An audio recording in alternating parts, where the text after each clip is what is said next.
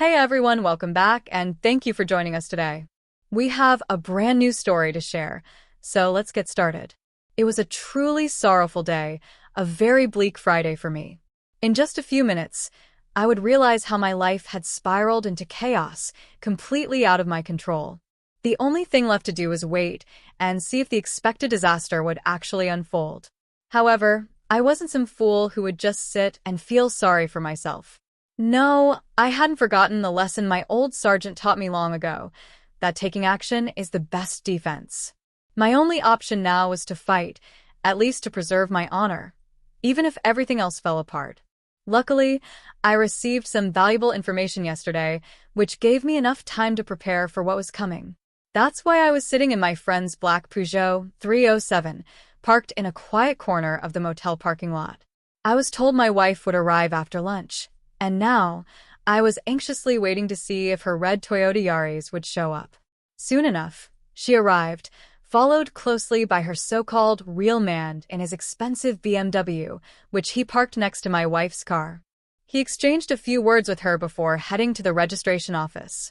I got out of my car and approached my wife's Toyota. I opened the unlocked passenger door, climbed in, and sat down. My wife, completely shocked, screamed, "You, Billy. What the hell are you doing here?" I handed her a brown envelope and said, "Not much. Just delivering divorce papers to my cheating, soon-to-be ex-wife. Have a wonderful time with your noble, real man, and feel free to stay here forever." She started screaming, "No, no, no. You're completely wrong.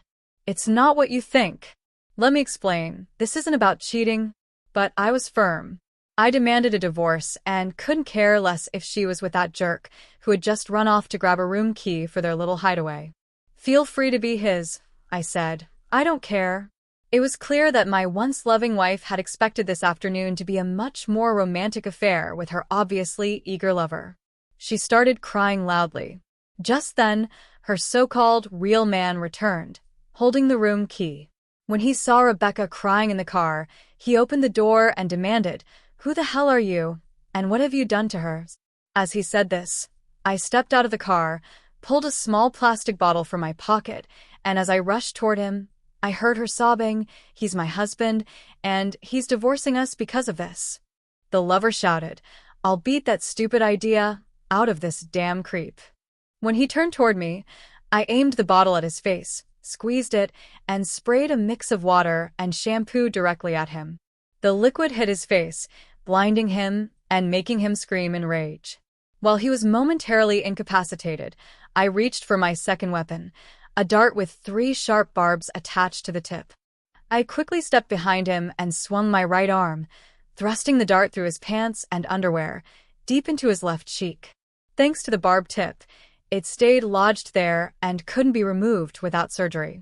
My actions were effective, so I left the now thoroughly unlucky couple behind. The man, blinded by the shampoo, had a dart stuck in his backside and was swearing like a sailor. My unfaithful wife was still crying loudly in her car.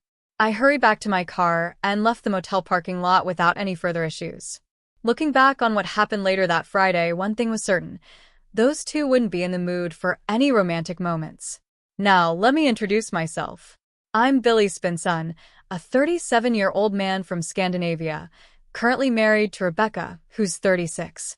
We have 2 children, Emil, who is 9, and Estelle, who is 7.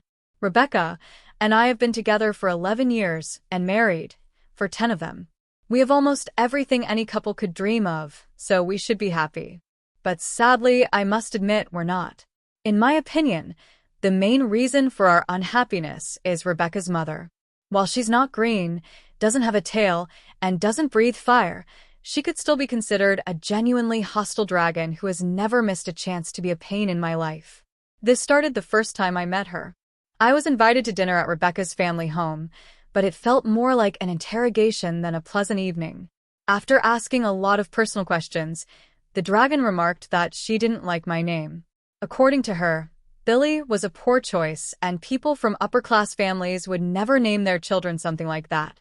Names like Billy, Kenny, Ronnie, Molly, Nellie, Cindy, and so on were beneath them.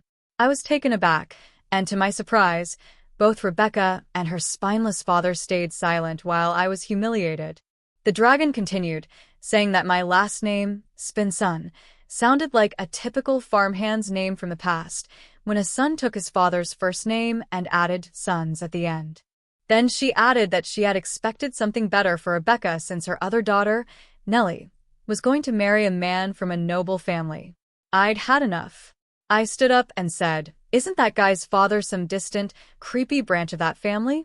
And what is he, an unemployed parasite living off social welfare?" Before anyone could respond, I added, "I need some fresh air. Are you coming, Rebecca?" To my surprise, Rebecca came with me, and we left what I considered to be the dragon's lair. I knew Nellie's boyfriend, Alexander, from school. I wasn't surprised he had used his charm to make Rebecca's strange mother think he was some kind of gift to Nellie. That wasn't my concern, though. Why should I care? Of course, I wasn't invited to Nellie and Alexander's grand wedding, and frankly, I couldn't care less about that. What mattered to me was Rebecca and our relationship, which grew stronger and stronger until things became too good to be true. This led to Rebecca's unexpected pregnancy, which set off the dragon mother. She called me, shouting about how I was nothing but a scumbag in her and other decent people's eyes, saying any kind of wedding at her expense was completely out of the question. We decided to marry at the Los Cristiano-Scandinavian Church on the Canary Island of Tenerife. It was a popular spot for small weddings, and we went there with our best friend. We both found good jobs in a town 210 kilometers away from our hometown, which meant I had little contact with her mother. The dragon spent most of her time and money on Nellie and Alexander. Over the next few years, things went well for Rebecca, me, and our 2 children. We made decent money, bought a lovely home, and made many new friends in our new town. Our sex life was still healthy, and thanks to the distance, I had little interaction with Rebecca's family. When we went back to our hometown, I saw my family, and Rebecca went to hers. Even Alexander had finally had enough of the dragon. He shared the news with his mother-in-law, and to everyone's surprise, he had done well in his job and gladly accepted a promotion that included a transfer to a new location, 280 kilometers away.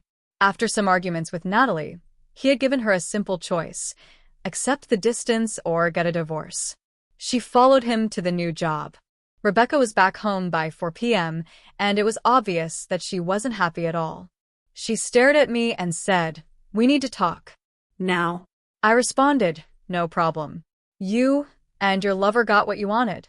You must have been totally insane if you expected me to just take the humiliation you and your so-called real man intended to give me.